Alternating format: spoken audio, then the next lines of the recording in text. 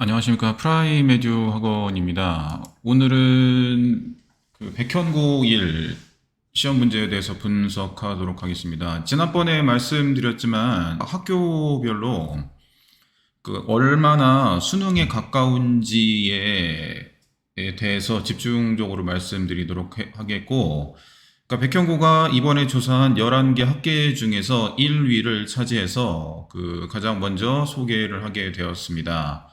그러면 산정 방식이 어떻게 되냐면요. 일단은 여기 보시면은 시험 범위가 있습니다. 시험 범위가 이제 부교재 개수로 평가를 했는데, 이번에 백현고등학교 시험은 부교재가 총 21문제였습니다. 그래서 전체 학교에서 4등을 했고요.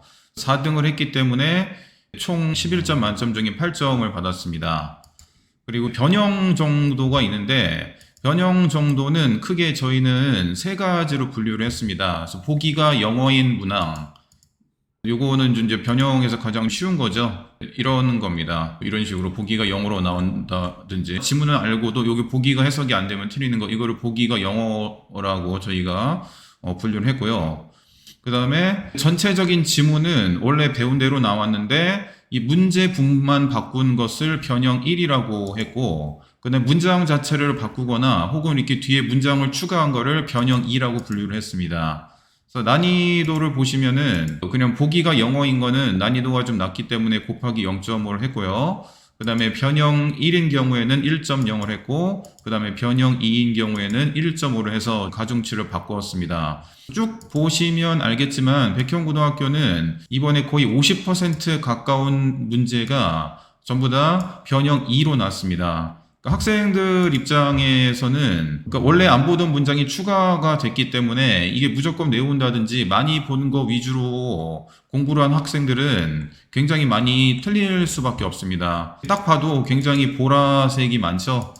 갑작스럽게 이제 변형이 많이 돼서 이런 주황색 같은 것도 이거는 학원에서 미리 이렇게 나올 만하다고 이제 자료를 준 문제입니다. 그런 문제가 많이 출제됐기 때문에 상대적 체감도가 높았고, 그 다음에 수능에 가깝게 외워서는 절대로 풀지 못하는 그런 수준의 문제였습니다.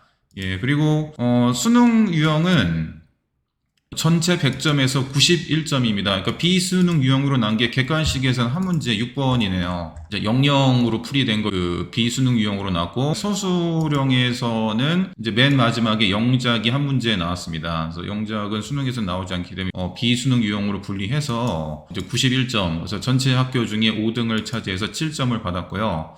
객관식 비율은 여기 보시면 알겠지만은 객관식이 80점이고 그 다음에 서술형이 20점입니다. 총 4등을 했고 전체에서 8점을 받았습니다.